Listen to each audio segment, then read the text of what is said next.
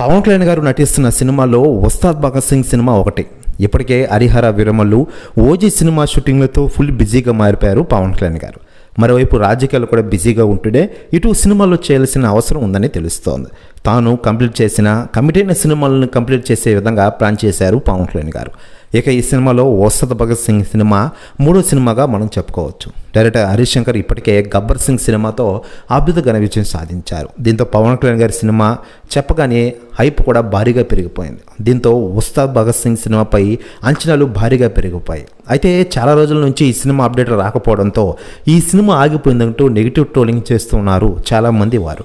దీని గురించి తాజాగా హరీష్ శంకర్ గారు సంచలన వ్యాఖ్యలు చేశారట. తాజాగా ఆయన మాట్లాడుతూ, పవన్ కళ్యాణ్ గారితో నా మూవీ ఉస్తాద్ భగత్ సింగ్ సినిమా ఆగిపోలేదు. ఎవరో ఏదో అన్నారని మీరు దాని గురించి ట్రోల్ చేయకండి. నెట్టింట్లో జరుగుతున్న ప్రచారం అంతా అబద్ధం.